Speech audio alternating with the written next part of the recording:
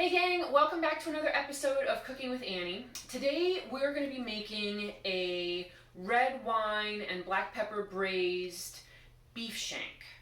And what I have in front of me are three different pieces, two that are cut to the same length and one that is cut almost twice as thick as the other two. Now, I have done what we affectionately around here call a freezer dive, or I've gone freezer diving, which is I go out to the barn and I lift up that freezer and I start digging in there and seeing what it is that we have that's left. There are times, a lot of times, when you buy whole animals and whole beef, whole pig, whole lamb, and then there are bits and pieces that I can't really use on the boat.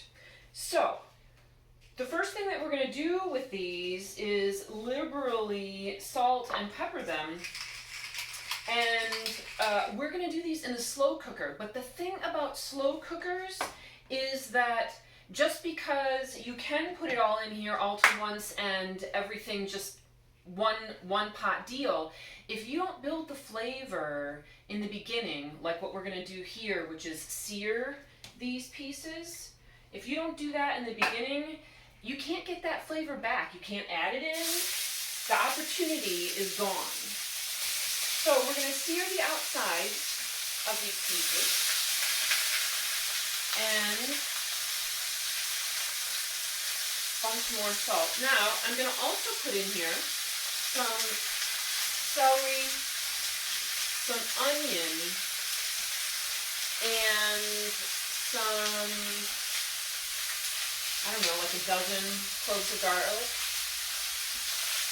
Now, the vegetables might get done before I'm able to brown all of the edges of the beef, or vice versa.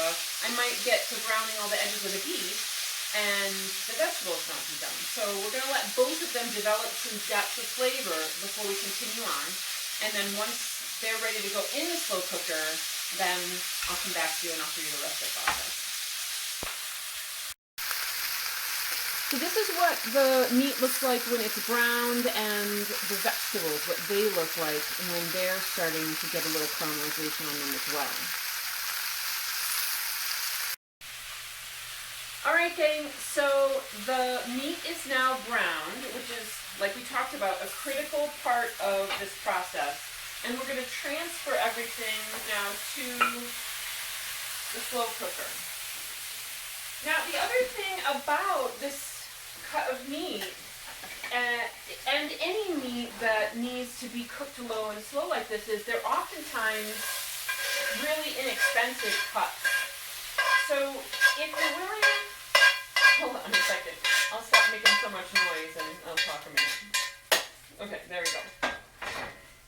If you're willing to take the time with the meat, you can lower the amount of money that you're spending and still have delicious meals. So I've got the temperature on really low because we want this to cook for 6 to 8 hours, low and slow. We want that collagen to all kind of get melty and delicious. We're going to put, I've got some fresh black pepper up here, so I'm going to put that in there, some balsamic vinegar, and then a whole bottle of wine, and then some beef broth is going to go in here as well. This is where, like, you know, 2 buck chuck comes in handy. Don't get a yucky wine, but also don't use a really excellent one. All right, so some beef broth is going to go in there as well, and we're going to just let that hang out and spend some time in there, a long time. All right, we'll be back in a little bit, or a longer bit, 6 to 8 hours, and I'll show you what the final product looks like. Alrighty, that beef has been cooking away all day, and it's done. And it is in the falling off the bone category for sure. Now we're gonna serve this with, the request is for mashed potatoes. And I've picked some dandelion greens from the garden. They're weeds, but they're also good for you. And if you get them before the flowers come, they're delicious. And then this sauce is a little thin still, so they're just like, these things are just falling literally off. Yeah.